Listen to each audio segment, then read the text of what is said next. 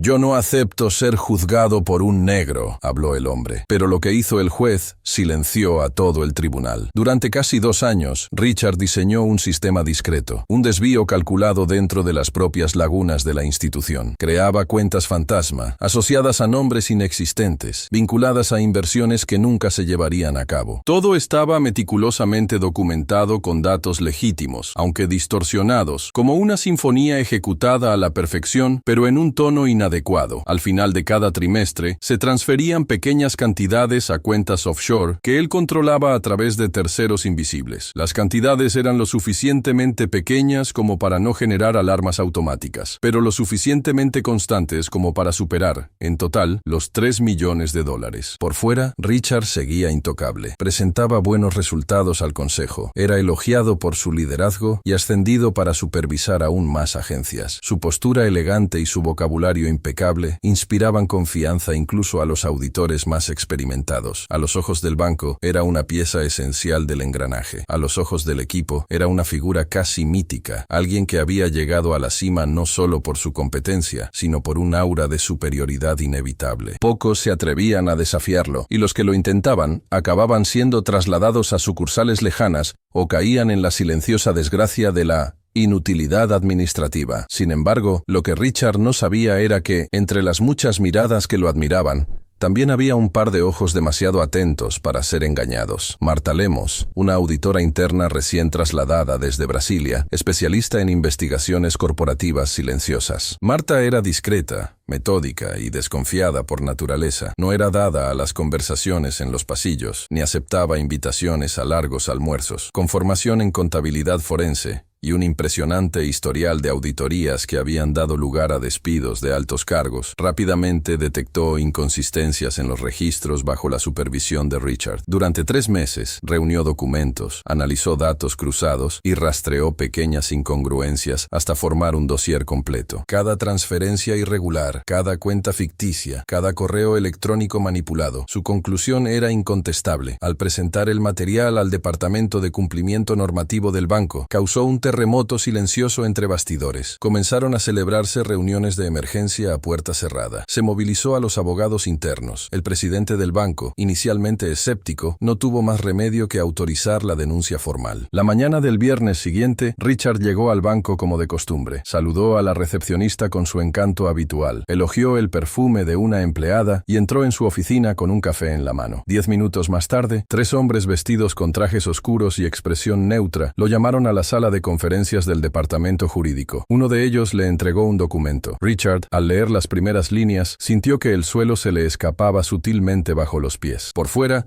intentó mantener la compostura. Por dentro, el hielo ya se extendía por su estómago. La acusación era formal: estafa corporativa, falsedad ideológica y malversación de fondos. El banco ya había enviado el material a la fiscalía y se iba a fijar una audiencia preliminar. Richard intentó rebatir, cuestionar, darle la vuelta a la situación, alegar persecución política, error técnico, pero allí no había lugar para la oratoria. La sala estaba fría, los rostros eran duros. Ya no tenía el control. La noticia se extendió rápidamente por los pasillos, aunque nadie hablaba directamente del tema. Las miradas se hicieron más largas, los saludos más silenciosos. Sus colegas, antes aduladores, ahora lo evitaban discretamente. La confianza institucional se había evaporado. En menos de 1 hora, Richard fue destituido de sus funciones, escoltado discretamente a su casa y se le indicó que no regresara hasta el juicio. En los días siguientes, la prensa económica comenzó a difundir la información. Escándalo en el Banco Nacional Delta. Gerente de alto rango acusado de fraudes millonarios. La imagen pública que Richard había cultivado con tanto esfuerzo se derrumbaba como un edificio mal construido ante un vendaval inesperado. Su nombre comenzó a ser sinónimo de escándalo. Se contrataron abogados. Los intentos de llegar a un acuerdo con el banco fracasaron, pero quizás el golpe más inesperado aún estaba por llegar. Cuando finalmente recibió el nombre del juez que se encargaría del caso, Richard pensó que se trataba de un error tipográfico. Pero no era así. El proceso recaería en manos de Vicente Moreira, uno de los magistrados los más respetados de la comarca. Un hombre negro, firme, culto, con una carrera construida a base de méritos propios, sin conexiones políticas ni amiguismos. Vicente era conocido por su rigor con los delitos de cuello blanco. Tenía la costumbre de leer cada página de los expedientes, hacer preguntas incisivas en el tribunal y no dejarse intimidar por los nombres poderosos. Al saberlo, Richard no pudo contener la risa, no de alegría, sino de desdén. En su interior, le parecía una inversión absurda del orden de las cosas. Él, un hombre blanco, culto, gerente de banco, debía responder ante alguien que, según su visión distorsionada, nunca debería ocupar un cargo de tanta autoridad. Esa figura le molestaba, no solo por representar al poder judicial, sino por personificar todo lo que Richard no respetaba, aunque nunca lo admitiera en voz alta. La sala de audiencias era amplia, revestida de madera oscura desde el suelo hasta el techo, con columnas austeras y una claraboya en la parte superior que filtraba la luz del cielo nublado de la mañana. Las altas ventanas permitían ver la silueta de los edificios de la ciudad moviéndose en silencio. El ambiente tenía un aire ceremonial, como si el tiempo allí transcurriera a otro ritmo, más lento, más grave, más imponente. Las sillas estaban dispuestas en filas bien alineadas, el público comenzaba a ocupar los asientos, y cada nuevo paso resonaba en la sala con la reverencia que se exige a quienes entran en un templo de la justicia. Richard Coleman entró por la puerta lateral acompañado de 2 abogados y un guardia de seguridad del tribunal. Su traje gris claro contrastaba con el ambiente sombrío del lugar. Sus zapatos brillaban como si los hubieran lustrado minutos antes. Su mirada recorría el lugar con familiaridad, como quien ya había estado allí varias veces, pero siempre como espectador o invitado, nunca como acusado. Lo que se veía en su rostro era una mezcla de incredulidad y resistencia. Aunque todo conspiraba en su contra, las pruebas, las investigaciones, los documentos forenses, Richard estaba convencido de que su posición social, su historia y, sobre todo, la imagen que se había construido a lo largo de los años en el sector financiero le librarían de consecuencias más graves. Quizás una multa, pensaba, como mucho, la pérdida de su cargo y la prohibición de ejercer en el sector durante un tiempo. Pero la cárcel, eso le parecía demasiado improbable. Mientras tanto, la prensa se agolpaba en la zona reservada al público. Los periodistas alineaban sus teléfonos móviles y los fotógrafos ajustaban el enfoque de sus objetivos. El caso había adquirido proporciones nacionales. No todos los días se acusaba a un alto directivo de una institución tradicional de fraude millonario. El juicio prometía ser emblemático, y la identidad del juez, hasta entonces mantenida en secreto, se revelaría en ese momento. El funcionario del tribunal pidió silencio. Un empleado anunció discretamente la entrada del juez. Todos se levantaron. Los pasos rítmicos resonaron por el pasillo de los magistrados, y finalmente apareció él, Vicente Moreira, vestido con la toga oscura, con una postura que imponía respeto incluso antes de decir una sola palabra. Vicente era un hombre de presencia firme. Sus rasgos reflejaban una ascendencia que traía consigo muchas historias y batallas, algunas visibles, otras silenciosas. Su rostro sereno no dejaba traslucir emociones fáciles. Su mirada atenta y sobria recorría cada rincón de la sala como quien evalúa más que lo que se ve. Su cabello corto, entremezclado con hebras plateadas, era señal de sabiduría, no de edad. Había en él una nobleza sin ostentación, una firmeza sin arrogancia. Era, sobre todo, un juez respetado por su integridad inquebrantable. Al verlo subir al estrado, Richard arqueó las cejas. Por un breve instante, pareció no comprender lo que veía. Miró a los abogados a su lado como buscando una explicación, pero no obtuvo respuesta. Aquella imponente figura negra, ocupando el asiento de la máxima autoridad en el juicio, le parecía un error de organización, una inversión de roles que su mente se negaba a aceptar. Fue en ese instante cuando, con una breve risa, dejó escapar en tono alto y claro: «Esto solo puede ser una broma. No voy a ser juzgado por un negro». El comentario cortó el ambiente como una cuchilla invisible. El silencio que siguió fue casi físico, lo suficientemente denso como para pesar sobre los hombros de todos los presentes. Las miradas se dirigieron inmediatamente hacia el juez Vicente, que permaneció inmóvil, mirando fijamente a Richard, como si sopesara cada segundo antes de responder o de no responder. Vicente no dijo nada, no era necesario. Solo anotó algo en el papel que tenía delante, ajustó el micrófono y declaró, con voz firme y audible para todos, que el juicio comenzaría con una anotación por desacato al tribunal. Su entonación no denotaba furia ni escarnio, solo la gravedad de quien conoce el peso de las palabras y el silencio necesario entre ellas. La audiencia continuó, pero el ambiente ya estaba cargado de algo más que las acusaciones penales. Ahora había una tensión social explícita, un choque simbólico entre dos mundos que rara vez se encontraban en esa sala en tales posiciones. Un hombre blanco, de élite, juzgado por un hombre negro, de mérito, y más que eso, juzgado con el mismo rigor, sin trato especial, sin cortesía disimulada, sin favores silenciosos. Los abogados de Richard intentaron revertir el daño. Presentaron solicitudes formales para que se desestimara el comentario, alegando presión emocional y desorientación momentánea de su cliente. Pero Vicente no cedió. Mantuvo la observación registrada en el expediente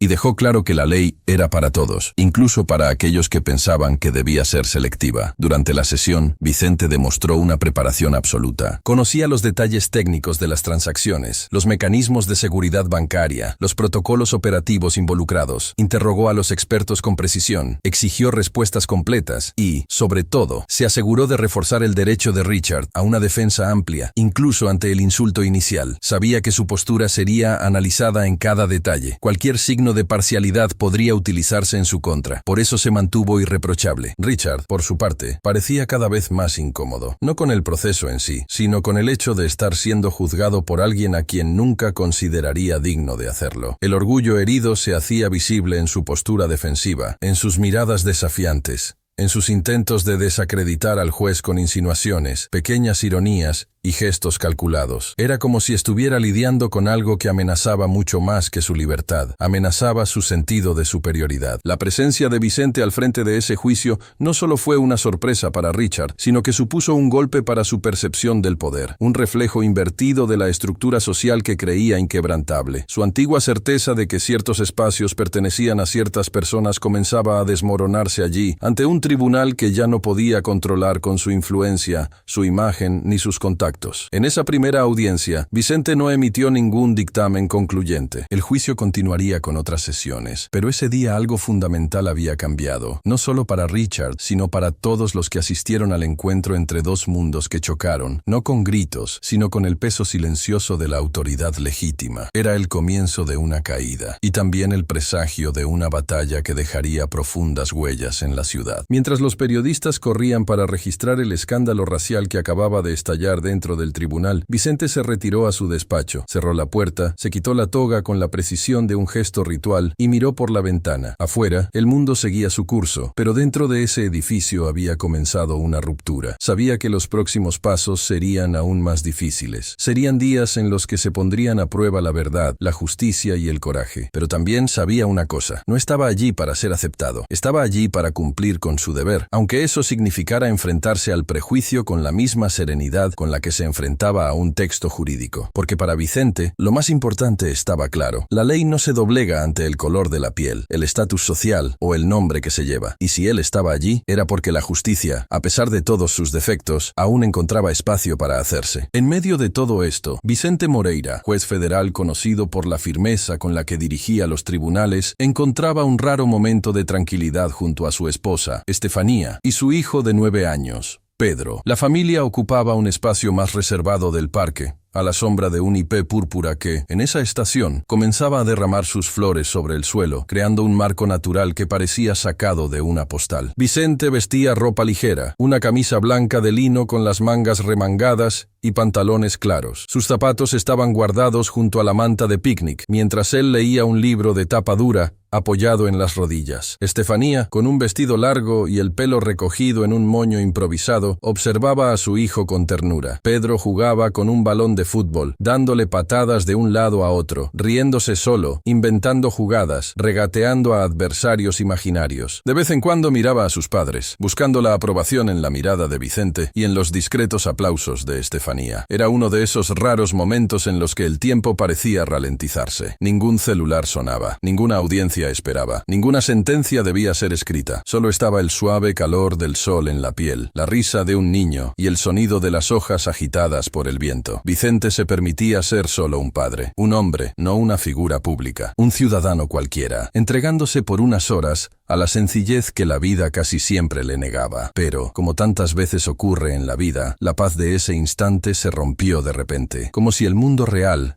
con toda su dureza, hubiera encontrado una brecha para invadir el refugio construido con tanto cuidado. Pedro, emocionado, decidió chutar el balón con más fuerza. La intención era alcanzar el travesaño improvisado con 2 ramas al lado del campo. Pero el pie golpeó el balón de forma imperfecta y el objeto salió disparado en diagonal, pasando por encima de las cabezas y cruzando el espacio abierto entre los bancos. En el otro extremo, sentada en una toalla junto a una niña de unos 4 años, estaba Daisy Coleman, la jueza estatal, conocida por su temperamento severo y sus decisiones controvertidas. La pelota golpeó con fuerza a la niña en la cara, interrumpiendo instantáneamente sus risas infantiles. Cayó hacia atrás, asustada y llorando, agarrándose la cara con ambas manos. Daisy, al darse cuenta de lo que había pasado, se levantó como si la hubieran electrocutado. Su rostro se contorsionó en una expresión de indignación descontrolada. Miró a su hija en el suelo, luego a la pelota, luego a Pedro, que se acercaba apresuradamente, claramente arrepentido, pidiendo perdón. Y entonces, en un gesto inesperado y brutal, se abalanzó y le dio una patada en las piernas al niño, empujándolo con violencia. Pedro cayó al suelo por el impacto, sin entender lo que estaba pasando. Sus ojos se llenaron de lágrimas, más por el susto y la humillación que por el dolor. Vicente, que observaba la escena sin poder creer lo que veía, soltó el libro al instante y corrió hacia su hijo. Estefanía lo siguió, presa del pánico. Vicente cogió a Pedro en brazos y comprobó que no estuviera herido. El niño sollozaba y abrazaba a su padre con fuerza. Al levantar la vista hacia Daisy, Vicente vio a una mujer fuera de sí. Gritaba improperios, gesticulaba con los brazos y señalaba el rostro de su hija, ahora sostenida por otra mujer que intentaba calmarla. ¿Has perdido la cabeza?, dijo Vicente, con voz grave y los ojos llenos de incredulidad. Daisy caminó hacia él, con pasos pesados como los de un animal amenazado. Estaba roja, sudando, con la mandíbula apretada. Tu mocoso idiota casi le hace daño a mi hija. Podría haber quedado ciega. Deberías controlar a ese niño. Vicente no respondió de inmediato. Estaba concentrado en Pedro, tratando de calmarlo. Pero Daisy, cada vez más exaltada, se acercó demasiado. El tono de su voz, las palabras pronunciadas con desprecio, la forma en que señalaba con el dedo a la cara de Vicente. Todo ello se sumaba a un escenario de hostilidad que rayaba en lo absurdo. Estefanía se interpuso entre los dos, tratando de apartar a Daisy con los brazos, pero fue empujada. Entonces, en un impulso defensivo, Vicente empujó a Daisy con tanta fuerza que la tiró al suelo. La caída provocó un alboroto entre los presentes. Algunas personas se acercaron, otros sacaron sus celulares. Daisy se levantó inmediatamente, sucia de tierra, con el rostro alterado. Sin dudarlo, sacó el teléfono de su bolso y llamó a la policía. «Quiero que arresten a este hombre ahora mismo. Ha agredido a una jueza», gritaba, de manera audible para todos los que la rodeaban. Vicente, que hasta entonces había intentado mantener el control, respiraba con dificultad. Estaba en el límite entre su deber como hombre público y la necesidad humana de proteger a su familia. Estefanía le agarraba del brazo, pidiéndole que se calmara. Pedro, poco a poco, se recuperaba del shock, pero aún temblaba. El coche patrulla llegó en menos de 10 minutos.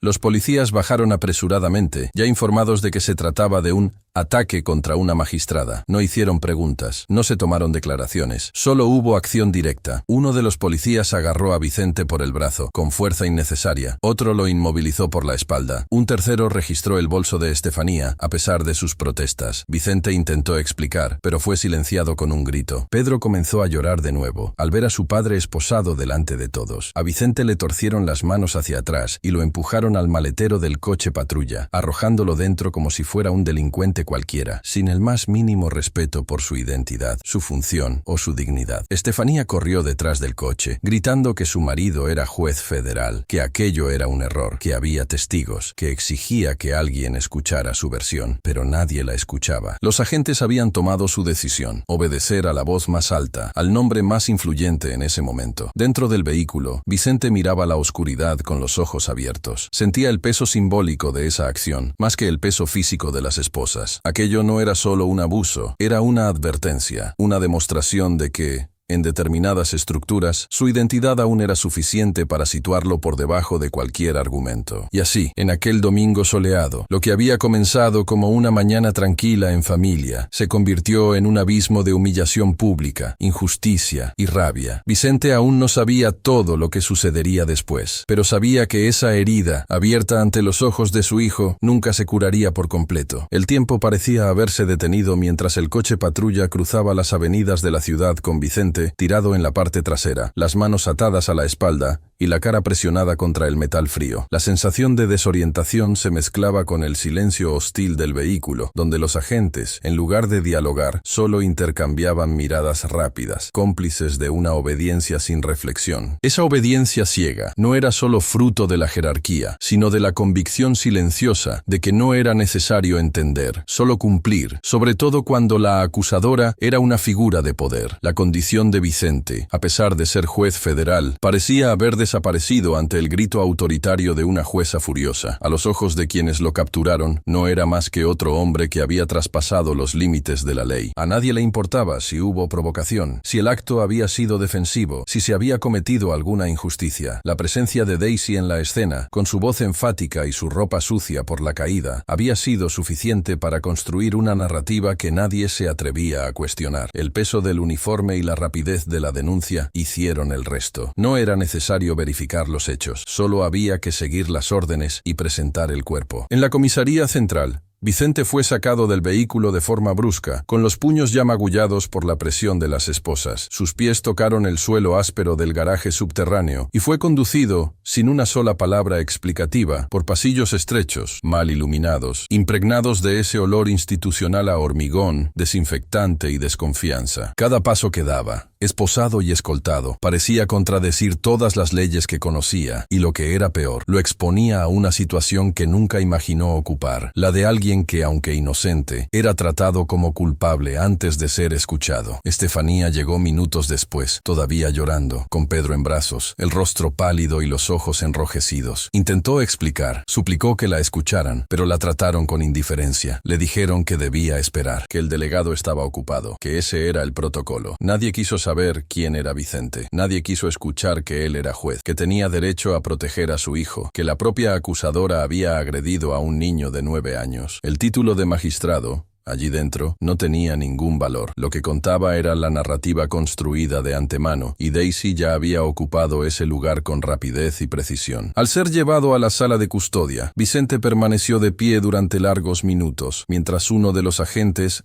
rellenaba un formulario en silencio. El aire acondicionado de la sala era demasiado fuerte, enfriando los músculos ya tensos de Vicente. Las esposas aún lo sujetaban, como si existiera algún riesgo real de fuga. A su lado, otro agente tecleaba informes sin mirarlo, como si su presencia no significara nada. Poco a poco, el frío del lugar comenzó a infiltrarse en su interior, no solo en el cuerpo, sino también en el espíritu. Era como si el sistema, un engranaje complejo e indiferente, estuviera finalmente revelando su cara más cruel, la de que la justicia, cuando se manipula, puede ser tan violenta como cualquier agresor. Entonces se abrió la puerta. Entró el delegado de guardia, un hombre con un traje gastado, corbata torcida y expresión agotada. Se sentó frente a la mesa, tomó los papeles y leyó lo que estaba escrito, sin levantar la vista. Durante casi un minuto, el ambiente permaneció en silencio, cargado de una tensión palpable. Cuando finalmente habló, su voz sonó automática, como si solo estuviera repitiendo un guión aprendido. Hemos recibido una denuncia formal por agresión contra una magistrada. La víctima presenta hematomas y un testigo afirma que usted la empujó al suelo. Como no fue sorprendido en el ejercicio de sus funciones, será tratado como un ciudadano común hasta que se aclare todo. Vicente levantó la cara con dificultad. Sus ojos estaban tranquilos, pero intensos. Su respiración aún era mesurada, pero había algo en el aire que ya no era solo perplejidad. Era indignación, un profundo sentimiento de traición. Sabía cómo funcionaba el sistema. Sabía que esa justificación no era solo técnica, era cobarde. Jefe, soy juez federal desde hace más de 20 años. Ejerzo la función pública a diario. Lo que ocurrió fue un acto descontrolado de una compañera que agredió a mi hijo. Reaccioné instintivamente para protegerlo.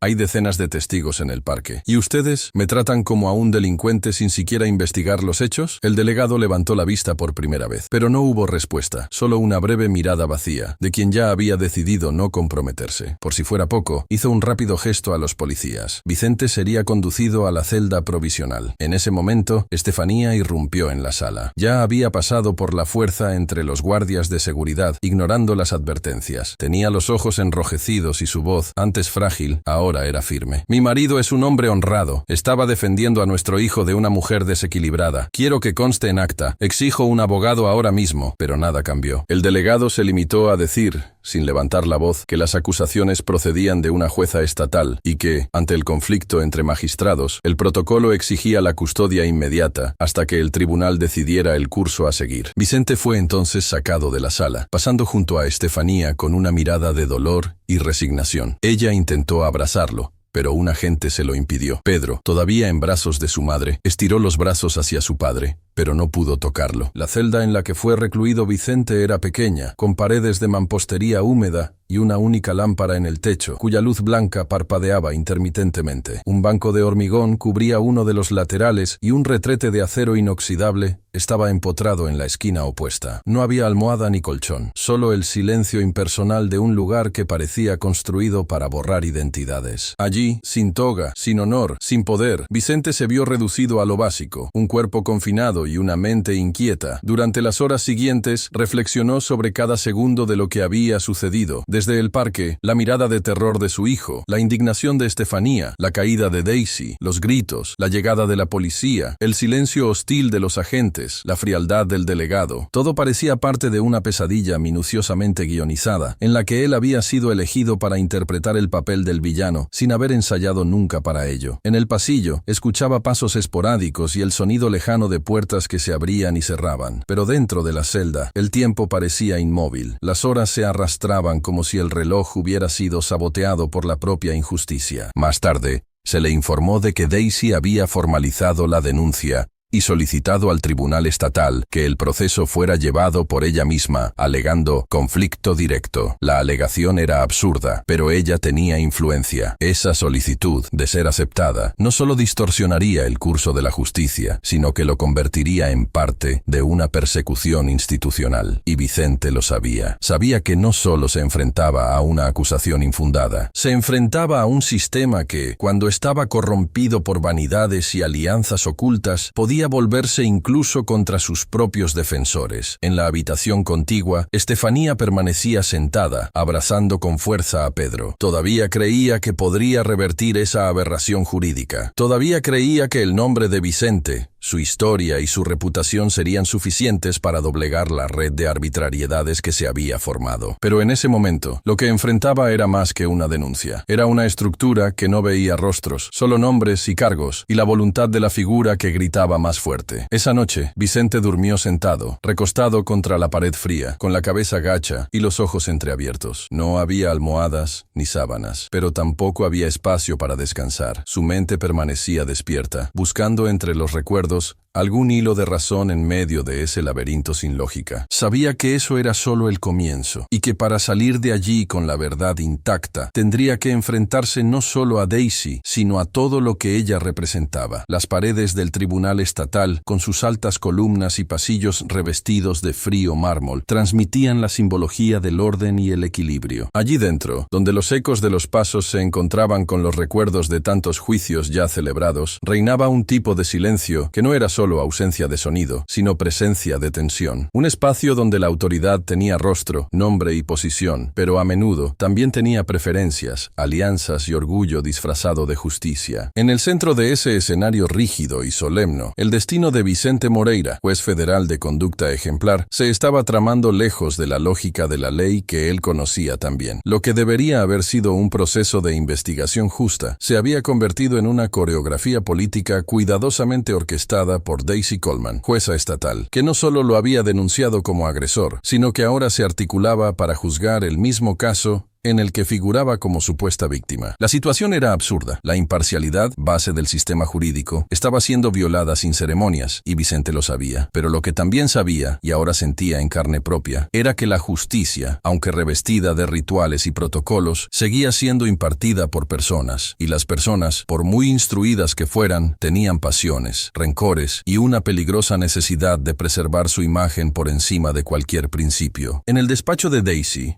mientras el reloj marcaba poco antes de las 9 de la mañana, las luces estaban encendidas y se celebraba una pequeña reunión a puerta cerrada. Se apilaban cuidadosamente documentos, se discutían nombres en voz baja y se hacían llamadas estratégicas a miembros del tribunal, presionando para que se llevara adelante el caso con el argumento de la competencia territorial y la urgencia institucional. Era una operación sutil, pero eficaz. El tipo de maniobra que se gestaba lejos de la opinión pública y que se consolidaba bajo el manto de la legalidad forzada. Daisy caminaba por la sala con determinación. Su semblante no dejaba lugar a dudas, no iba a retroceder. Se sentía personalmente ofendida, humillada por haber sido empujada, a pesar de haber sido ella la primera en traspasar los límites al agredir a un niño. Pero para ella ya no importaba lo que realmente había ocurrido en el parque. Importaba lo que parecía haber pasado, y ella sabía manipularlo muy bien. Con el cuerpo ligeramente magullado, una hija asustada y el peso de su apellido, construyó la historia que quería, la de una mujer agredida por un hombre que ahora debía ser castigado, y a ser posible, de forma ejemplar. Mientras tanto, Vicente seguía encerrado en la celda improvisada de la comisaría. Ya le habían comunicado que sería trasladado al Tribunal Estatal para responder en una audiencia de custodia, que tendría lugar al día siguiente. La noticia de que la propia Daisy conduciría el juicio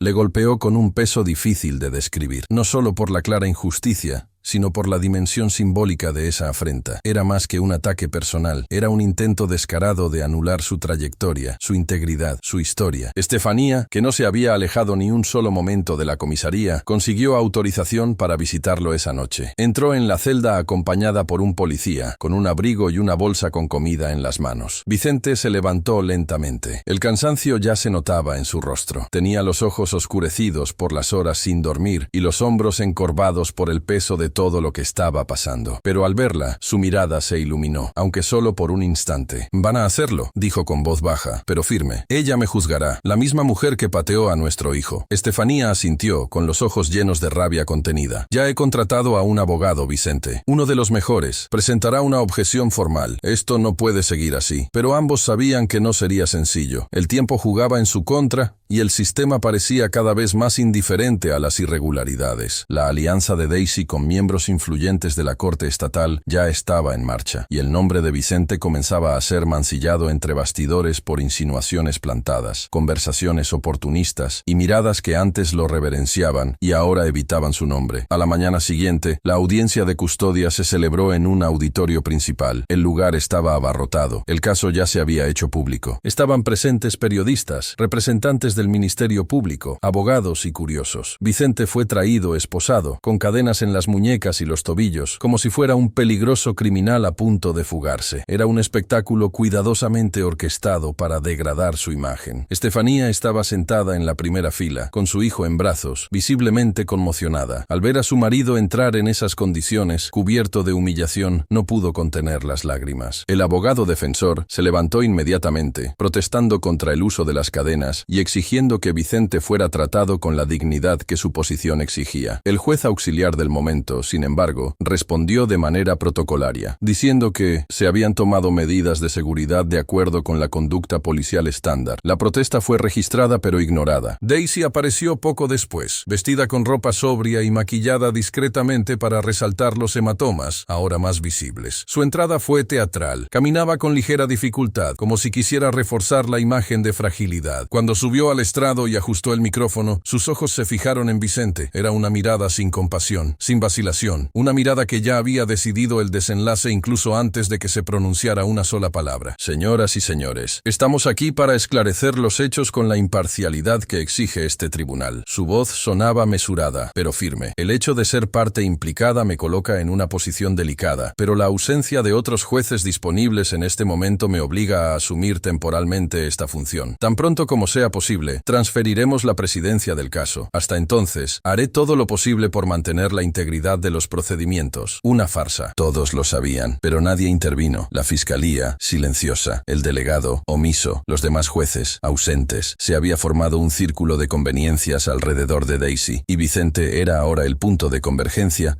de una venganza institucionalizada. El abogado de Vicente pidió la palabra. Exponía lo ocurrido en el parque. Presentó testigos que se habían ofrecido a declarar. Relató con detalle que el hijo de la pareja había sido agredido primero y que la reacción de Vicente había sido instintiva y proporcional. Pero Daisy no se inmutó. Escuchaba por educación, no por convicción. Y cuando respondió, lo hizo con la frialdad de quien ya ha tomado una decisión. El tribunal evaluará los testimonios en el momento oportuno. Por ahora, el acusado permanecerá bajo custodia. Se aceptará la acusación formal y el juicio se celebrará dentro de los plazos legales. Vicente fue conducido de nuevo fuera de la sala, todavía esposado, sin que se le concediera el derecho a defenderse con dignidad. Estefanía intentó intervenir, levantándose y protestando en voz alta, pero fue contenida por 2 agentes y advertida por desacato. El juez auxiliar amenazó con multarla. Ella se mantuvo firme, con la mirada fija en Daisy, como si intentara perforar con la mirada esa máscara de falsa neutralidad. Afuera, la ciudad seguía su ritmo. Los coches cruzaban las avenidas, los periódicos publicaban titulares sobre el juez que había agredido a una magistrada, y las redes sociales ya bullían con comentarios, la mayoría cargados de ignorancia, prejuicios y falta de contexto. Sin embargo, dentro de las paredes del tribunal se había desatado una guerra invisible. Vicente ahora era blanco no solo de la acusación formal, sino de un sistema que, corrompido por el ego de una mujer poderosa, se mostraba dispuesto a violar sus propios fundamentos para satisfacer el deseo de venganza de uno de sus miembros. Y mientras la celda lo esperaba de vuelta, él ya comprendía que ya no luchaba solo por su libertad, luchaba por la propia idea de justicia, por la memoria de su nombre, y por todos aquellos que, como él, ya habían sido aplastados por el peso de una estructura que se decía justa, pero que a menudo no era más que el reflejo distorsionado de los rostros que la dirigían. Los días previos al juicio de Vicente Moreira estuvieron marcados por un silencio extraño, de esos que no preceden a la paz, sino a la explosión. Era como si el mundo respirara hondo, esperando la caída definitiva de alguien que, durante tantos años, había representado la imagen de la integridad. Los periódicos ya habían consolidado su narrativa. Juez federal agrede a jueza estatal en parque público. Ya no importaban las explicaciones, los contextos, los testimonios olvidados o la niña herida. El tribunal de la opinión pública ya lo había condenado, y eso hacía que cada paso dentro del proceso oficial fuera aún más doloroso. Vicente, confinado en una celda húmeda, recibía esporádicas noticias de su abogado. Estefanía lo visitaba siempre que se lo autorizaban. Le traía noticias, miradas, fuerza, pero era evidente que cada día se rompía algo más. No solo las estructuras institucionales que antes parecían inquebrantables, sino también la fe que Vicente tenía en la justicia como práctica viva. Lo que había construido con décadas de estudio, disciplina y trabajo, su reputación, su dignidad, se desmoronaba ante sus ojos, lenta y cruelmente, sin que él pudiera impedirlo. El tribunal había decidido mantener a Daisy como responsable de la conducción inicial del juicio, con la promesa de que, en breve, otro magistrado asumiría el cargo. Pero pasaron los días y el reemplazo nunca llegó. Las peticiones de la defensa fueron ignoradas, las solicitudes de traslado rechazadas con justificaciones vagas. La propia fiscalía, normalmente celosa, parecía ausente, casi cómplice por inercia. Se estaba jugando una partida, y Vicente se daba cuenta, con creciente amargura, de que él no era más que una pieza empujada hacia el abismo por manos invisibles y otras muy visibles. El juicio se fijó para un martes. El cielo estaba nublado, cubierto de nubes espesas. Toda la ciudad parecía cubierta por un manto de incertidumbre. En la puerta del tribunal, los periodistas se empujaban unos a otros. Algunos gritaban preguntas, otros solo esperaban una imagen que apareciera en los titulares del día siguiente. Había expectación en el aire, pero también cierta morbosidad. No era solo un caso de agresión, era el espectáculo de una caída pública. Vicente fue llevado al tribunal en un coche de escolta. Las esposas, una vez más, eran visibles. Los agentes que lo acompañaban no mostraban ninguna cordialidad, a pesar de saber quién era, o quizá precisamente por eso. Al entrar en la sala de audiencias, la escena era incómoda. Aquel hombre, siempre de postura firme, ahora caminaba con pasos cortos y contenidos, como si cada cadena que colgaba de sus muñecas y tobillos pesara más que su propio cuerpo. Estefanía estaba presente, sentada en la primera fila, junto al abogado defensor. Pedro, aunque estaba allí a su pesar, permanecía en silencio, con los ojos fijos en su padre, como si no comprendiera exactamente todo lo que estaba pasando, pero sabiendo en el fondo que había algo profundamente erróneo en aquel espectáculo. La jueza Daisy apareció pocos 2 minutos después, el ambiente, ya denso, pareció tensarse aún más. Llevaba un vestido oscuro y los hematomas, aún visibles y cuidadosamente resaltados por el maquillaje, contrastaban con el tono frío de su voz. Ocupó su lugar en la mesa principal con la seguridad de quien ya conoce el final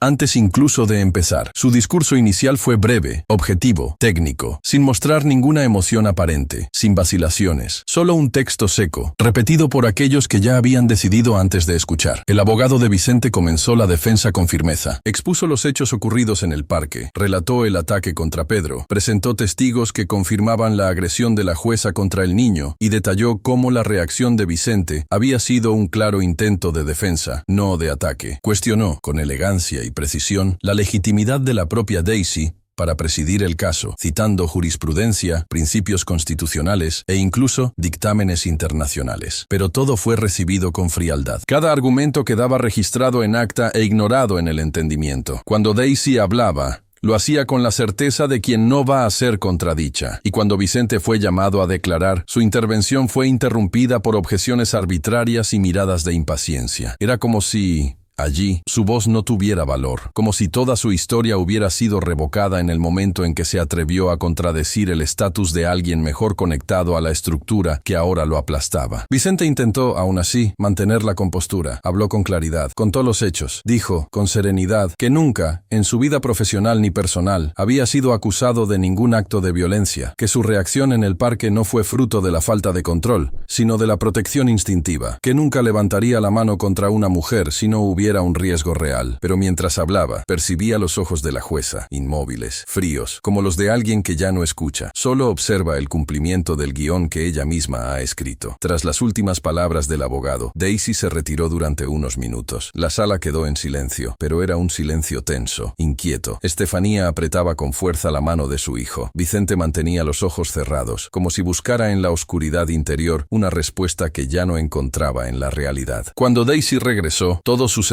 demasiado rápido. La sentencia fue leída en tono neutro, como quien lee un edicto, sin emoción, sin pausa. Considerando las pruebas presentadas, los testimonios recogidos y la situación de riesgo causada a la víctima, este tribunal decide condenar al acusado Vicente Moreira a 7 años de reclusión en régimen cerrado y al pago de $48,000 por daños físicos y morales. El silencio que siguió a la sentencia fue más ensordecedor que cualquier grito. Estefanía abrió mucho los ojos. Se levantó como para protestar, pero su voz falló. Pedro, confundido, miró a su madre, luego a su padre. Vicente no movió un músculo, solo bajó la cabeza, resignado. Aquello no era solo una condena judicial, era un castigo simbólico, un intento de borrado, pero lo que vino después, nadie lo esperaba. Estefanía, presa de una profunda rebeldía, avanzó hacia la jueza, saltó las barreras, abofeteó violentamente a Daisy y gritó, entre lágrimas, palabras que mezclaban dolor y furia. En cuestión de segundos, los guardias de seguridad intervinieron. El tribunal se convirtió en una escena de caos. La gente gritaba, se volcaban las sillas, los abogados intentaban controlar el tumulto. Daisy cayó, esta vez no por la fuerza del impacto, sino por la humillación pública. El tribunal fue evacuado y la sesión suspendida. Vicente fue sacado a toda prisa. Estefanía fue contenida y llevada fuera, gritando, sin importarle las consecuencias. Esa mujer, que hasta entonces había mantenido la compostura de esposa y madre, había roto finalmente su imagen de serenidad, porque allí, ante sus ojos, la verdad había sido destrozada en la plaza pública. Al día siguiente,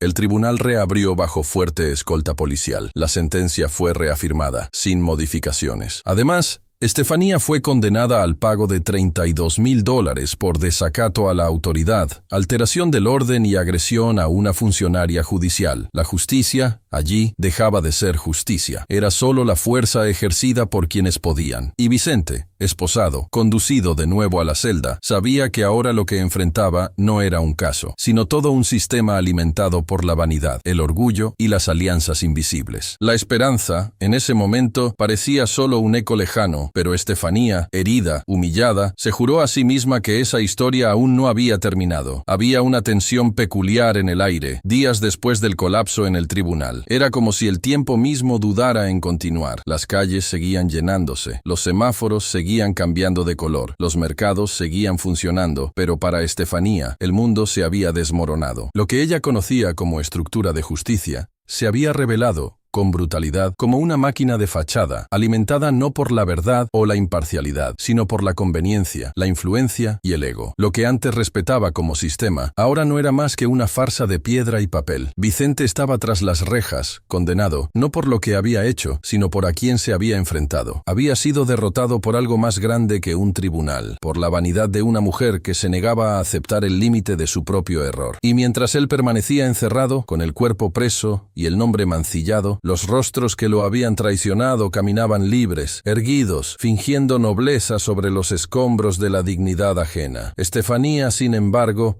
no era mujer de doblegarse al silencio. El dolor, que al principio la sumió en la desesperación, se transformó lentamente en algo más agudo: determinación. En su mente, la justicia que le había sido negada en el tribunal aún podía ser restaurada, no por los medios convencionales, que ya habían demostrado su fracaso, sino por caminos propios, arriesgados y, sobre todo, secretos. Ya no era una cuestión legal, sería personal. Sería un ajuste necesario ante lo que le habían hecho al hombre que amaba, al padre de su hijo, al juez que siempre había vivido según los principios de la equidad y la ley. Esa noche, en su apartamento, Estefanía se sentó sola a la mesa de la cocina. Las luces estaban apagadas, excepto por la fría lámpara que colgaba sobre la mesa. A su lado, una pila de documentos, recortes de periódico, notas y nombres subrayados con bolígrafo rojo. Había empezado a trazar el mapa de la red que sostenía a Daisy. Allí estaban los nombres de los fiscales que guardaron silencio, de los jueces que denegaron los recursos, de los policías que ignoraron los testimonios en el parque, de los delegados que se abstuvieron. Pero sobre todo, había 3 nombres que le llamaban la atención: 2 investigadores de confianza de Vicente y un ex colega de la División de Inteligencia de la Policía Civil. Respiró hondo, cogió el móvil y escribió un mensaje breve a cada uno. Hombres que conocían a Vicente desde que era un joven fiscal.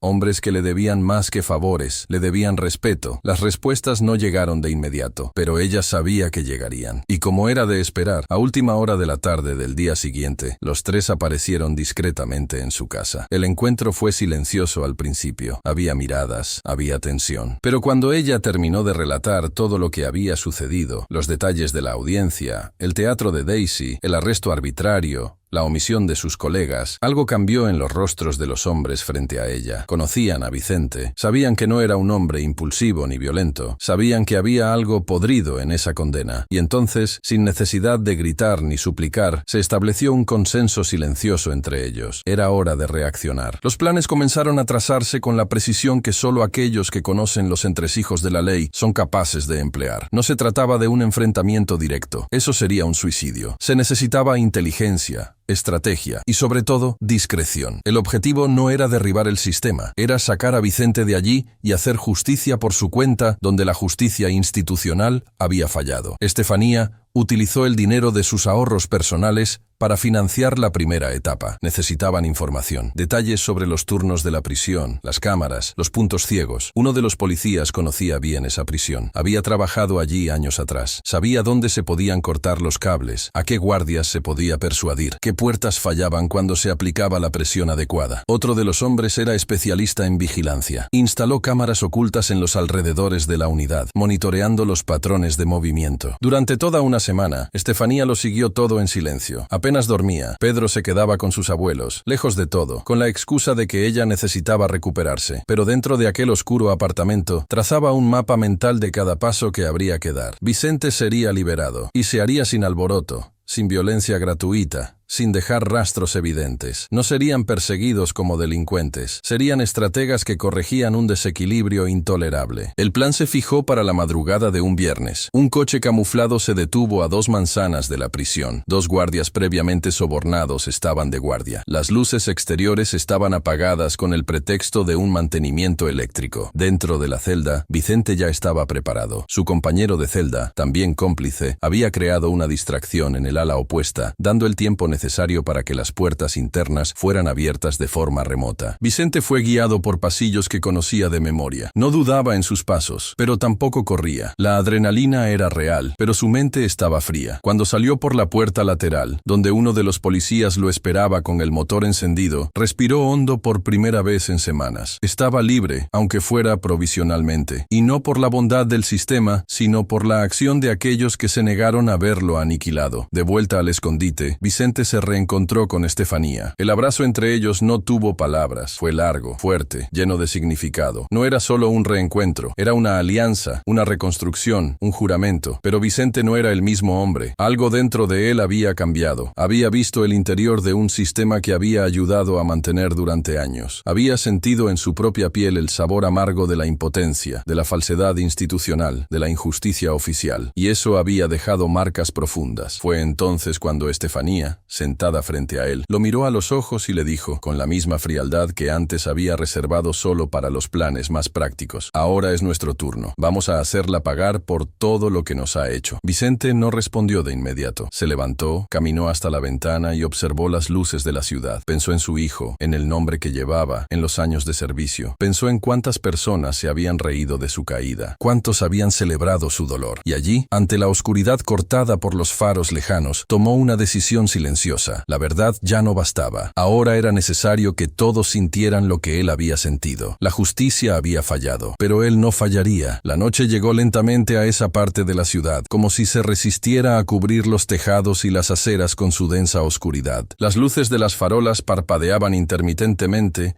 y el ruido de los coches parecía más apagado de lo habitual. Era como si el aire mismo trajera consigo un presagio. Dentro de un antiguo cobertizo, alejado del centro, donde la maleza crecía entre las grietas del suelo y el óxido cubría las rejas de las ventanas, Vicente caminaba de un lado a otro, con las manos cruzadas a la espalda y la mirada fija en el vacío. Ese lugar olvidado por el tiempo se había convertido, en los últimos días, en el centro de algo que ni él mismo había previsto con tanta claridad. El plan, concebido junto con los hombres que un día vistieron el uniforme a su lado, tomaba forma ante sus ojos. Ya no se trataba solo de escapar, se trataba de cambiar las reglas del juego. Si Daisy había utilizado los instrumentos de la justicia como arma personal, él ahora haría lo mismo, no con toga ni discursos, sino con inteligencia estratégica y una precisión que solo aquellos que han sido profundamente heridos son capaces de aplicar. La hija de Daisy, la pequeña Aurora, se había convertido en el eslabón más vulnerable de una mujer que se creía intocable. Vicente dudó al principio. Tenía en su conciencia el peso de involucrar a una niña en algo que nacía de un conflicto entre adultos, pero la realidad le imponía decisiones difíciles. Y ante la destrucción pública a la que se enfrentaba, ante la cobardía institucional que silenciaba las voces que deberían haber defendido, comprendió que había límites éticos que, cuando otros los traspasaban, nos obligaban a recalcular nuestra propia brújula moral. Aurora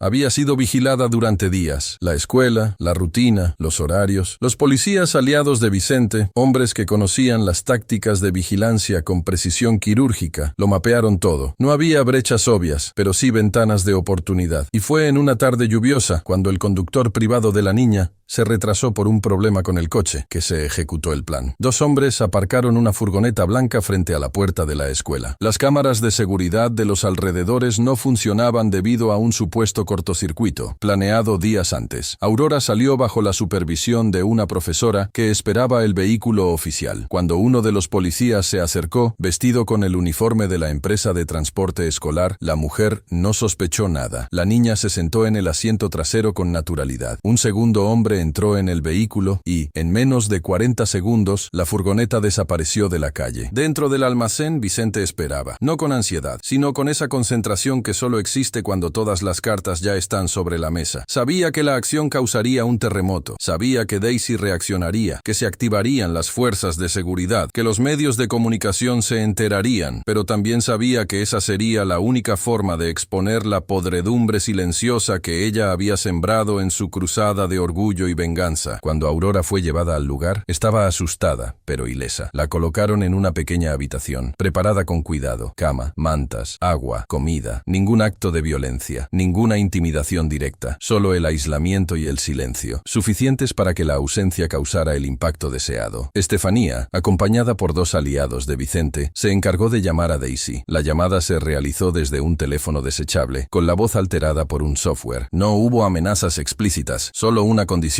o Daisy confesaba públicamente que había manipulado el proceso contra Vicente, o nunca volvería a ver a su hija. La voz era pausada, directa, sin rodeos. El plazo de respuesta era de 48 horas. Daisy recibió la llamada en su casa, mientras decenas de policías y periodistas se agolpaban fuera. La niña había desaparecido y las cámaras no habían captado nada útil. Había muchas sospechas, pero ninguna prueba concreta. Cuando contestó la llamada y escuchó la voz al otro lado, sintió algo a lo que no estaba acostumbrada: impotencia. Por primera vez, el poder que tanto había utilizado contra otros parecía inútil. Su influencia en los pasillos del tribunal no podía proteger lo que más le importaba, y en ese instante comprendió con brutal claridad que había perdido el control. Al colgar el teléfono, Daisy se dirigió a su habitación. Estaba sola. Cerró la puerta. Se sentó en la cama y permaneció inmóvil durante largos minutos. No lloró, no gritó, solo respiraba con dificultad, como si llevara piedras invisibles dentro del pecho. Sabía lo que significaba esa llamada. Sabía quién estaba detrás, y en el fondo reconocía que eso era la consecuencia del camino que había decidido seguir. El camino de la arrogancia, del abuso, de la vanidad disfrazada de justicia. Al día siguiente, sin avisar a nadie, se dirigió a la comisaría central. Pidió hablar con el comisario. Dijo que necesitaba prestar declaración. Cuando entró en la sala, cerró la puerta con llave y puso sobre la mesa una carpeta marrón. Dentro había documentos, grabaciones y registros de conversaciones que probaban que ella había forzado el proceso contra Vicente, presionado a los testigos y manipulado el juicio con la ayuda de colegas silenciosos. El comisario abrió los papeles, leyó los primeros fragmentos y levantó la vista, sin entender nada. «Estoy confesando», dijo ella con voz ronca, «pero solo quiero una cosa a cambio, que me devuelvan a mi hija». Vicente recibió la confirmación pocas horas después. Uno de los policías, disfrazado de repartidor, dejó a Aurora en la puerta de la casa de Daisy. La niña corrió a los brazos de su madre, sin entender todo lo que había sucedido. Daisy la abrazó con una fuerza que venía de dentro, como si intentara proteger no solo el cuerpo de su hija, sino lo que quedaba de su alma. En el galpón, Vicente no celebró, no hubo fiesta, no hubo celebración, solo un alivio silencioso de quien logró, por primera vez en semanas, equilibrar el tablero. Su nombre aún no estaba limpio, el sistema aún no había sido desmantelado, pero ahora había algo nuevo en el horizonte, una clara señal de que Daisy no era intocable. Estefanía lo observaba con ojos intensos. Sabía que eso era solo el comienzo, que la confesión de Daisy, aunque valiosa, no sería suficiente para desmantelar toda la estructura que los había condenado. Pero ahora tenían una pieza, un movimiento, una abertura en el escudo, y por ahí seguirían. Vicente, frente a la ventana rota del galpón, miró el cielo nublado una vez más. El aire frío de la noche le tocaba la cara. Pensó en la hija que Daisy casi destruyó. Pensó en el hijo que presenció su arresto. Y pensó, por último, en la justicia a la que había jurado servir y que ahora había aprendido que, para ser real, a veces necesitaba ser reconstruida por las manos de aquellos que más habían sufrido con su ausencia. En los días que siguieron a la confesión forzada, la casa de Daisy Coleman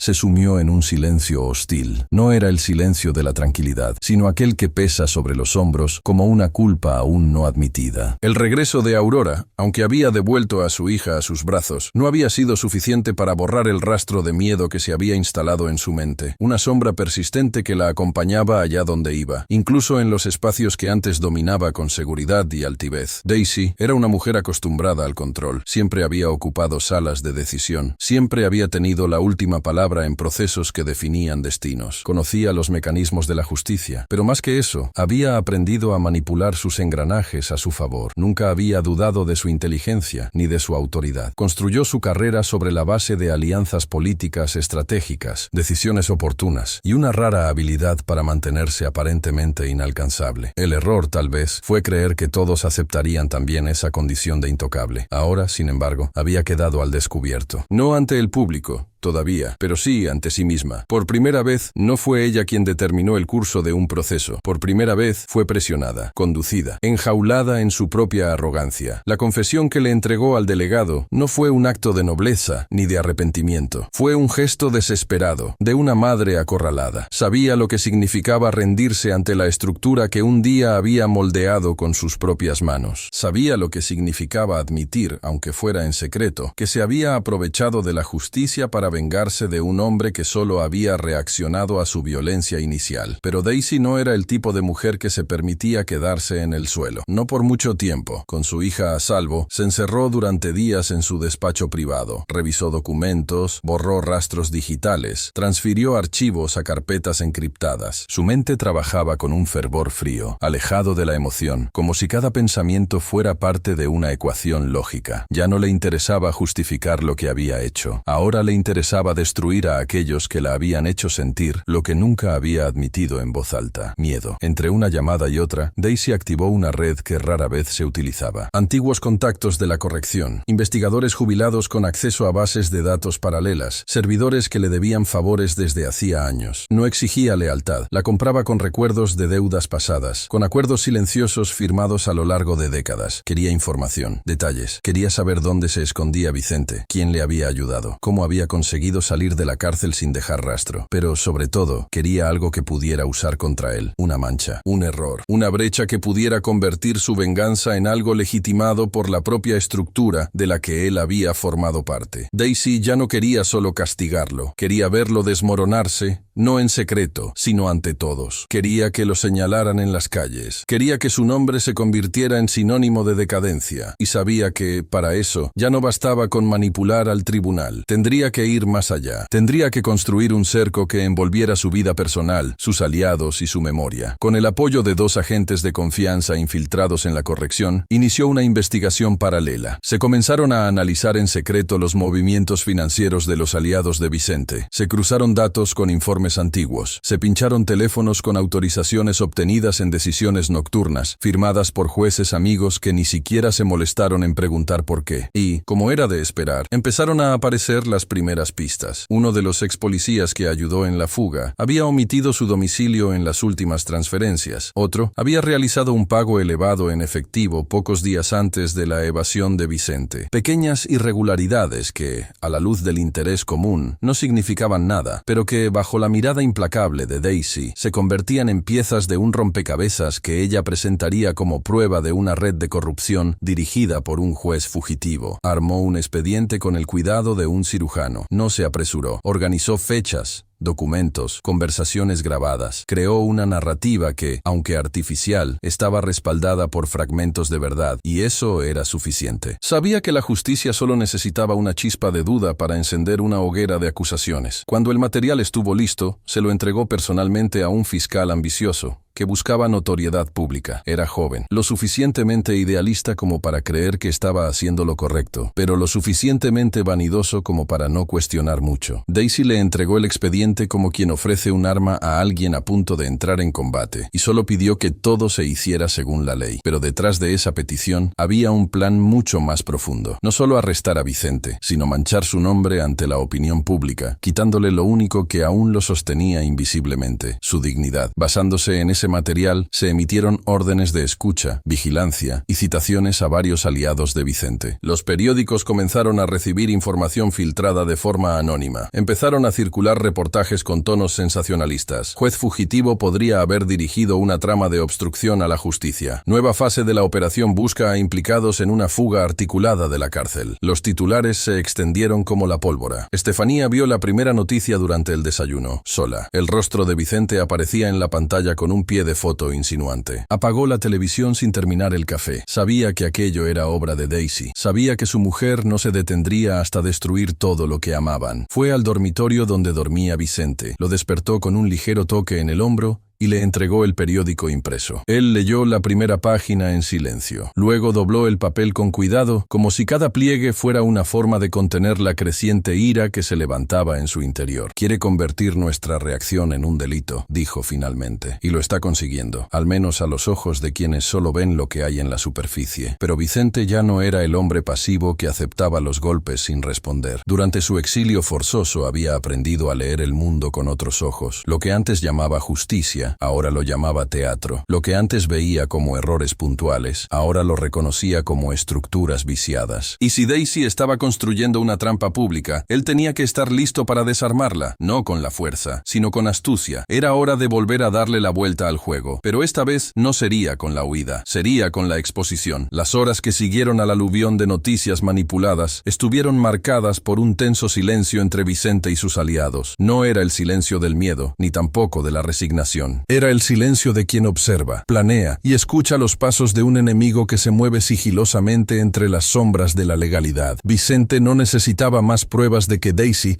había retomado el control de las estructuras con el objetivo de cazarlo y humillarlo definitivamente. Los titulares, los expedientes, las insinuaciones falsas, todo indicaba que la guerra silenciosa que libraba desde su condena había alcanzado un nuevo nivel, ahora con la presencia de un nuevo nombre en el tablero. Landon Coleman, hermano de Daisy, militar veterano, estratega frío y despiadado, entrenado para lidiar con amenazas como si fueran obstáculos logísticos y no humanos. Landon no actuaba como los demás, no se movía dentro de la burocracia, ni daba discursos, ni se exponía a la prensa. Operaba al margen de la estructura oficial, donde la fuerza bruta, la disciplina táctica y la ausencia de vacilaciones moldeaban los resultados. En cuanto se enteró de lo que le había sucedido a su hermana, la confesión arrancada a la fuerza, la hija secuestrada por los aliados de Vicente, algo dentro de él se endureció. No era el tipo de hombre que dejaba la venganza en manos del destino. Él mismo las llevaba a cabo, y ahora Vicente se había convertido en su objetivo personal. Vicente, por su parte, sabía que vendría una represalia. No imaginaba, sin embargo, que llegaría tan rápido y con tanta precisión. Esa tarde, los aliados de Vicente rastrearon señales de movimiento militar en los alrededores de una casa donde se alojaba uno de los miembros del grupo. Un dron, utilizado anteriormente para vigilar posibles acciones de la fiscalía, registró vehículos no identificados posicionados en una granja aparentemente abandonada. Un antiguo cobertizo militar había sido reactivado discretamente y convertido en una base temporal. Vicente comprendió que los estaban cazando, ya no como fugitivos de la ley, sino como objetivos de un contraataque militar clandestino. Reunidos en una casa segura en el interior, decidieron actuar antes de que los sorprendieran. Vicente propuso una ofensiva discreta, irrumpir en la casa de Landon, recoger pruebas de que estaba involucrado en operaciones ilegales y así invertir la narrativa, convirtiendo al agresor en acusado. Era arriesgado, pero era la única oportunidad de neutralizar la ofensiva antes de que fuera demasiado tarde. La madrugada cayó como un velo espeso. Bajo el cielo cubierto, Vicente, dos expolicías y un especialista en sistemas de seguridad se dirigieron a la dirección de Landon, una propiedad aislada, rodeada de bosque denso y con un único camino de acceso. El plan era sencillo: desactivar el sistema de vigilancia, entrar discretamente, buscar archivos físicos y digitales, y salir sin dejar rastro. Llegaron a la puerta lateral poco después de las 3 de la madrugada. No se apreciaba ningún movimiento. No había ninguna luz encendida. Los sensores de calor no detectaron ningún cuerpo cercano. Todo parecía estar en consonancia con lo que esperaban. Una casa vacía, descuidada, quizá protegida solo por mecanismos automáticos. Pero algo no iba bien. Uno de los ex policías, con años de experiencia en operaciones especiales, notó que el ambiente era diferente. No era solo la calma excesiva, era el tipo de silencio que se instala cuando alguien desea que el otro entre. Vicente dudó por un momento, pero el plan ya había comenzado. Continuaron. Cortaron los cables de la alarma, violaron la entrada lateral y pisaron el pasillo principal. Y fue entonces cuando la oscuridad explotó en movimiento. 12 hombres armados surgieron simultáneamente de las habitaciones circundantes, camuflados, equipados con tecnología táctica de alto nivel. Cada uno de ellos sabía exactamente dónde estar, dónde apuntar, cuándo actuar. Vicente y sus aliados quedaron inmovilizados en cuestión de segundos. Se encendieron las luces. El sonido metálico de las esposas, el impacto de los cuerpos contra el suelo, el abrupto final de la ilusión de ventaja. En el centro de la sala apareció Landon, de pie, firme, con los brazos cruzados. No mostraba ira aparente. Su rostro era impasible. Su voz, cuando habló, no buscaba intimidar, solo ejecutar lo que ya estaba decidido. Le dije a mi hermana que resolvería esto, no con gritos, no con titulares, sino con acción. Vicente, aunque inmovilizado, mantuvo la mirada fija. fija, no había sumisión en su postura, solo la conciencia de que habían subestimado el alcance del enemigo. Ahora comprendía que Daisy no era la mente más peligrosa en ese juego. Era Landon quien dirigía la parte más oscura de la operación. Los llevaron a la comisaría local. Allí, por primera vez desde su fuga, Vicente se presentó ante las autoridades sin disfraz, sin control, sin vía de escape. Pero, a diferencia de su anterior encarcelamiento, ahora no era el mismo hombre. Había comprendido que la fuerza bruta, aunque poderosa, era predecible, y por eso mismo, vulnerable. Durante su declaración, no intentó negar los hechos. Habló poco, escuchó más, permaneció en silencio ante las provocaciones. Dejó que el sistema creyera, una vez más, que estaba derrotado. Pero en su mirada había algo nuevo, una especie de tranquilidad que solo existe cuando se sabe que, incluso dentro de una celda, todavía es posible vencer. Porque la prisión, aunque física, no impide que las ideas se muevan. Y Vicente, allí, ya había comenzado a planear su próximo movimiento. A la mañana siguiente, los periódicos informaron de la detención del juez fugitivo y sus cómplices. La opinión pública se dividió entre los que pedían castigo y los que empezaban a cuestionar el silencio de la justicia ante la manipulación anterior. Pero Vicente sabía que el verdadero juicio aún estaba por llegar, y esta vez no sería solo el suyo. Sería de todos los que habían hecho de la justicia un instrumento de vanidad y poder. Las celdas de la prisión estatal no eran lugares de penitencia silenciosa, eran cámaras donde el tiempo se pudría lentamente. Los pasillos estaban revestidos de hormigón desgastado, las paredes estaban impregnadas del antiguo aliento de la desesperanza, y los sonidos se repetían como una banda sonora maldita, pasos pesados de guardias, gritos lejanos, el tintineo de llaves que no solo abrían puertas, sino el destino de hombres reducidos a números. Allí fue donde Vicente Moreira fue enviado junto con sus aliados, tras la emboscada. El cerco se había cerrado de manera implacable. La operación dirigida por Landon había sido un golpe quirúrgico, orquestado con frialdad militar y respaldo institucional. La derrota era, a primera vista, total. Vicente, antes juez, antes capitán de su propia trayectoria, volvía a tener las manos atadas, el nombre arrastrado por el fango público y los ojos clavados en el techo de la celda, mientras el mundo exterior celebraba una supuesta restauración del orden. Pero lo que los noticiarios no comprendían, lo que ni siquiera Landon o Daisy sabían, era que Vicente no luchaba con armas comunes. Había cruzado el punto en el que la derrota sabe a fin. Ahora conocía el tipo de lucidez que solo se alcanza en el desierto de la humillación, esa crudeza que surge cuando todo se retira y solo queda el núcleo puro de la identidad. Vicente, en la celda fría y sofocante, no pensaba en la vergüenza, pensaba en estrategia. Pasaron 2 meses. Durante ese tiempo, las cosas se movieron en silencio. Los amigos leales del exterior se mantuvieron discretos, actuando bajo el radar. Estefanía,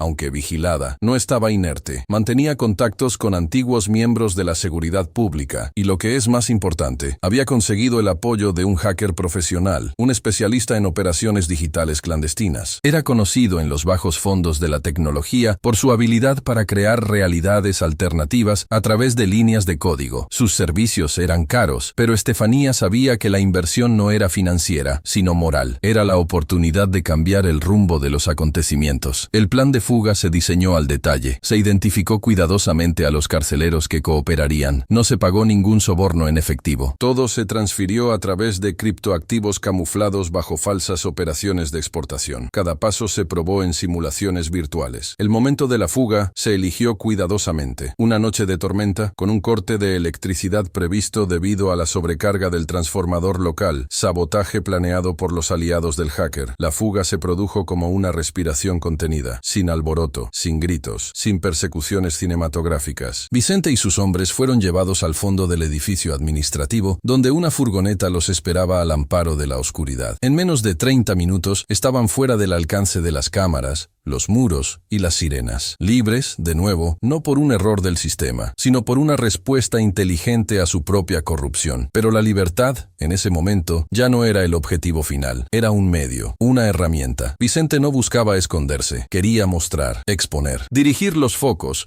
hacia aquellos que antes operaban en las sombras. Y para ello, el contraataque digital sería el arma más precisa. El hacker contratado por Estefanía inició la segunda fase del plan con calma y precisión. espión. Accedió a los sistemas internos de las Fuerzas Armadas, la Inspectoría Militar y la Agencia Tributaria. Rebuscó en archivos, descifró códigos, analizó patrones, creó perfiles falsos, introdujo informes falsificados, recopiló documentos falsos basados en patrones reales. Era imposible, incluso para un experto, distinguir entre la verdad y la manipulación en esos archivos. Los datos se reunieron en un expediente digital que señalaba a Landon Coleman como autor de diversos abusos administrativos, uso indebido de la fuerza militar en operaciones no autorizadas, espionaje interno y, sobre todo, el uso de la estructura de las Fuerzas Armadas para llevar a cabo una persecución personal contra un civil. Documentos, audios falsificados, informes manipulados, todo parecía legítimo. Y lo más ingenioso, el hacker plantó una denuncia anónima dentro del propio sistema del Ministerio de Defensa, activando el protocolo automático de investigación interna. En poco tiempo, los datos comenzaron a difundirse. Periódicos de investigación recibieron los archivos por correo electrónico cifrado. Blogueros independientes filtraron partes de los documentos. Los nombres involucrados comenzaron a circular entre fiscales atentos. El nombre de Landon, antes intocable, pasó a estar vinculado a una red de prácticas poco éticas. La opinión pública, antes tan ávida por condenar a Vicente, ahora se enfrentaba a algo más complejo, más ambiguo y, por eso mismo, más peligroso. Cuando la presión aumentó, las autoridades no tuvieron otra opción. Se envió un equipo a la casa de Landon con una orden de detención. No estaba allí. Al enterarse de la orden, desapareció. La caza se invirtió. Vicente, ahora oculto, lo observaba todo desde un pequeño apartamento en el interior, siguiendo los titulares con ojos que no parpadeaban. Sabía que aquello aún no era el final, pero era un nuevo comienzo. Landon no aceptaría la derrota. Volvería, en algún momento, guiado por el mismo espíritu que lo había llevado a la guerra. Pero ahora Vicente tenía algo que antes se le había negado, la narrativa a su favor. Ya no necesitaba huir. Ahora era él el cazador. Los días que siguieron a la exposición de los documentos falsificados estuvieron marcados por una profunda inquietud entre las altas esferas de la seguridad nacional. El nombre de Landon Coleman, hasta entonces respetado por su impecable carrera militar, se había convertido en una pieza incómoda en el tablero de la política y la disciplina institucional. Los archivos anónimos, cuidadosamente colocados por Vicente y su hacker, circulaban rápidamente entre periodistas, fiscales e incluso miembros discretos del alto mando militar. La veracidad o falsedad de los documentos ya no era la cuestión central. El impacto se había logrado, el daño a la reputación estaba hecho, y el sistema, cuando se ve presionado, no reacciona con ponderación, sino con urgencia. Landon sintió el cambio en el aire antes de que se hicieran públicos los primeros comunicados. Ya no recibía respuestas directas de sus superiores. Algunas llamadas caían en el buzón de voz. Los mensajes de texto eran ignorados. Al acercarse a una base a la que solía entrar sin necesidad de identificación, fue detenido por un oficial recién llegado, que le pidió autorización formal para entrar. Comprendió inmediatamente que estaba dejando de ser un recurso valioso y convirtiéndose en un problema diplomático. Por eso, desapareció. Apagó sus dispositivos, abandonó los vehículos rastreables y comenzó a moverse como una sombra entre pequeñas ciudades, utilizando identidades secundarias que guardaba para emergencias. Dormía poco, evitaba los lugares obvios, rehacía sus rutas a diario. Su mente, entrenada para operaciones de alto riesgo, se mantenía en alerta constante, pero algo en su interior ya no era lo mismo. El orgullo que siempre le había servido de combustible, ahora se había convertido en una carga. Por primera vez, el sistema que había defendido comenzaba a darle la vuelta, como si lo rechazara. Mientras tanto, Vicente seguía los acontecimientos con la precisión de un estratega silencioso. No celebraba el declive de Landon con euforia. En su mente, ese enfrentamiento nunca había sido una venganza personal, sino el desmantelamiento de una estructura que permitía a ciertos individuos actuar como dioses ante un pueblo invisible. Landon se había convertido en la personificación de la fuerza desmesurada, de la disciplina ciega, de la arrogancia militar que cree que el fin justifica cualquier medio. Y ahora era él quien vivía al margen de la ley, cargando sobre sus hombros el peso de una casa implacable. El gobierno, presionado por las filtraciones, autorizó la creación de un grupo de trabajo para localizarlo. La misión no era solo una búsqueda, era una necesidad simbólica. Necesitaban demostrar a la opinión pública que tenían el control, que nadie estaba por encima de la ley, ni siquiera un héroe nacional con años de servicio. Se distribuyeron tropas por zonas estratégicas, drones, helicópteros, escuchas, bloqueos de carreteras. La caza había comenzado, y con ella, el cerco. Landon, incluso huyendo, aún contaba con algunos aliados, viejos compañeros de operaciones, hombres que le debían lealtad por la guerra y no por la burocracia. Con ellos, montó un pequeño campamento en un tramo aislado de la sierra. Era un refugio improvisado, pero funcional. Allí comenzaron a articular un plan para encontrar a Vicente antes de que los capturaran. La idea era simple y peligrosa. Utilizar la misma técnica de rastreo que habían usado contra él, ahora invertida, para descubrir el escondite del antiguo juez y capturarlo, no para entregarlo, sino para obligarlo a deshacer el daño público. Pero Vicente ya se había adelantado a ese movimiento. Tenía ojos en todas partes, recibía informes constantes de sus aliados. Sabía que Landon estaba acorralado, aunque intentara parecer fuerte. Fue entonces cuando decidió revelar, discretamente, su ubicación. Una trampa cuidadosamente preparada en una carretera rodeada de bosque, en el límite entre dos municipios, donde el acceso era difícil, pero posible. La noticia corrió, como él sabía que correría, y Landon, movido por la última chispa de ventaja que creía tener, cayó. Esa noche, bajo la oscuridad del bosque y el frío del asfalto mojado por la lluvia reciente, Landon y sus hombres se acercaron a la propiedad que creían que era el refugio de Vicente. Lo que no sabían era que ya estaban rodeados. Más de 100 agentes federales habían sido movilizados en secreto. No había cámaras, no había drones zumbando en el cielo. Solo el silencio de los preparativos meticulosos para el momento exacto en que la emboscada se cerraría como un puño. Cuando Landon y su grupo bajaron de los vehículos, fueron sorprendidos por voces firmes que salían de la oscuridad. Luces fuertes los cegaron por unos instantes. Órdenes claras. No había posibilidad de escapar. Hubo resistencia. Algunos de los hombres de Landon reaccionaron, lo que provocó un enfrentamiento. Disparos en el bosque, cuerpos lanzándose al suelo. Un caos de unos minutos que pareció durar horas. Landon fue inmovilizado por 3 agentes tras una breve persecución a pie. Estaba jadeando, cubierto de barro, con los ojos muy abiertos, no por el miedo, sino por la frustración. Fue esposado y metido en un vehículo blindado. No dijo una palabra. Sabía que en ese momento todo había terminado. La noticia se transmitió a la mañana siguiente. Landon Coleman es capturado en una operación federal. El exmilitar responderá por uso indebido de estructura militar, formación de grupo paramilitar e intento de captura de autoridad pública. Su imagen,